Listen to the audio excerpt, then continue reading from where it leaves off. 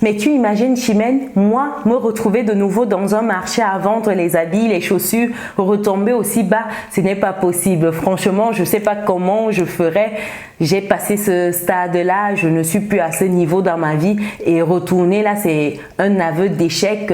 C'est comme si j'ai tout raté dans ma vie. Ce n'est pas possible. Et tu imagines les gens autour de moi, comment ils vont se moquer de moi, comment ils vont rigoler, comment ils vont se dire, ah regarde, elle a loupé, elle a raté sa vie, elle est repartie à zéro. Non, c'est pas possible, Chimène, je ne peux pas. C'est vraiment trop me demander de recommencer aussi bas.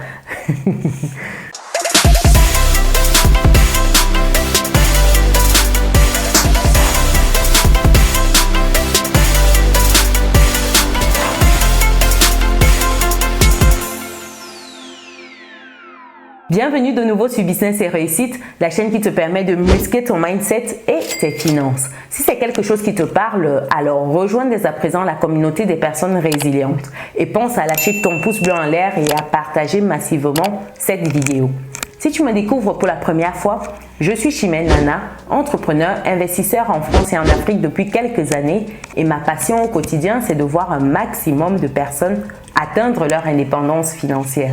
Et c'est dans ce but que je partage régulièrement du contenu de qualité sur cette chaîne afin que tu puisses passer toi également à l'action et vivre ta définition à toi du bonheur, ta définition à toi de la liberté financière.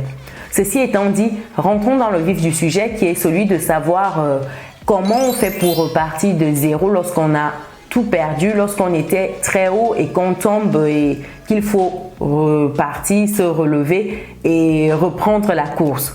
J'ai échangé avec de nombreuses personnes dans la communauté et entre autres certaines qui se sont retrouvées très haut en termes de fonction, très haut en termes de responsabilité et du jour au lendemain ont perdu leur emploi. Du jour au lendemain se sont retrouvées à la maison, au chômage et ces personnes aujourd'hui ont du mal à rebondir simplement parce qu'elles ne pensent plus être dans cette posture de reprendre à zéro, de commencer encore au bas de l'échelle et remonter. C'est des personnes aujourd'hui qui veulent retrouver un boulot au top où elles avaient laissé, retrouver un boulot au top de leur diplôme qui correspond, un boulot qui correspond en tout point à leurs compétences, leur expérience et qui estiment que reprendre à zéro, c'est juste un échec. Et en échangeant avec certaines personnes dans la communauté, je me suis dit, c'est vraiment dommage. Il faudrait que je fasse une vidéo pour sensibiliser également là-dessus. Sensibiliser ces personnes-là afin qu'elles comprennent que ce n'est pas un échec de reprendre à zéro. Ce n'est pas un échec, c'est un échec du moment où vous l'acceptez comme tel. C'est un échec du moment où vous percevez cela comme tel. C'est une occasion d'apprendre, de comprendre ce que vous avez raté. C'est une occasion de repartir de plus belle. C'est une occasion d'apprendre des situations de la vie, d'apprendre, de repartir avec un nouvel élan. Ce n'est pas un échec. L'échec, c'est lorsque vous l'acceptez. Moi, je dis à cette personne-là et à toutes les personnes qui sont dans cette situation aujourd'hui, qui ont peur de recommencer à zéro, qui ont peur de repartir au marché, de vendre des habits, vendre des chaussures, recommencer vraiment au bas de l'échelle entre guillemets pour elles, parce que pour moi c'est pas le bas de l'échelle, il n'y a pas de saut de métier, il n'y a que des sauts de personnes comme on dit et malheureusement penser ainsi ça témoigne du mindset qui n'est pas au beau fixe. Il est temps de travailler son mindset et je dis toujours qu'il est temps de s'affranchir du regard des autres parce que oui, c'est le regard des autres le problème. Le problème ici, c'est le qu'en dira-t-on? Qu'est-ce que les autres vont penser de moi? Qu'est-ce que les autres vont dire? Les autres vont penser si, les autres vont penser que j'ai échoué, les autres vont penser que je suis tombé très bas, les autres vont se moquer de moi. Mais qu'est-ce que vous en avez à faire de ce que les autres vont penser? Qu'est-ce que ça change sur vous? À la fin de la journée, c'est vous avec vous-même. À la fin de la journée, c'est de savoir est-ce que vous êtes à l'aise dans vos vies? Est-ce que vous êtes bien avec votre esprit? Est-ce que vous dormez tranquille? La question, c'est vous à la fin de la journée. Est-ce que vous parvenez à payer vos factures? Parce que c'est bien de se dire que je suis arrivé à un certain niveau dans la vie et je ne peux plus redescendre bas. Je ne peux plus me permettre de faire certains métiers. C'est bien. C'est beau, c'est classe. Vous avez un certain genre. Mais ensuite, comment vous faites pour payer des factures? Surtout pour des personnes qui ont des enfants. Comment vous faites pour régler vos factures? C'est encore dans le cas de figure où on compte sur les autres, on compte sur l'État. Pour les personnes qui sont en Occident, elles se permettent de raisonner ainsi parce qu'il y a des aides sociales qui permettent encore de tenir. Mais hormis ces aides sociales-là, qu'est-ce que vous ferez? Qu'est-ce que vous serez? Est-ce que à un moment ou à un autre, il ne faut pas se poser la question de savoir quels sont mes objectifs? À quel moment je suis en train de m'éloigner de mes objectifs? Quand vous vous posez ces questions-là, ça vous permet de vous refocaliser sur l'essentiel. L'essentiel, c'est vous, c'est pas ce que les autres vont penser. Si ce que les autres vont penser vous atteigne, ça veut dire que le travail est encore à faire à votre niveau.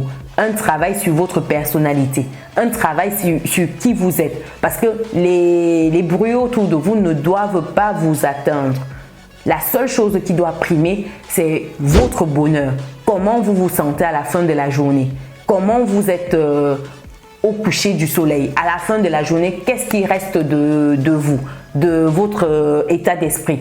Comment vous vous portez? C'est ça qui doit vous intéresser et non pas ce que les autres pensent. À la minute où vous serez focalisé sur ce que les autres pensent de vous, vous allez vous éloigner de vos objectifs. Vous allez perdre de vue votre pourquoi. Il faudrait que vous sachiez votre pourquoi. Le pourquoi doit être suffisamment fort pour vous permettre de recommencer à zéro s'il le faut. C'est ça, être une personne résiliente. Comme je vous appelle dans la communauté, cher résilient, c'est ça, faire preuve de résilience. De savoir tomber mais ne pas rester couché et se relever. Il faut savoir que la vie vous donnera toujours des coups durs. Il y aura toujours des coups. Maintenant, la question, c'est de savoir comment vous faites avec ce que la vie vous sert. Est-ce que lorsque c'est du citron, vous décidez d'en faire une limonade par exemple? Est-ce que lorsque la vie vous présente des difficultés, vous êtes en mode résilience ou alors en mode je me laisse aller, je suis abattu?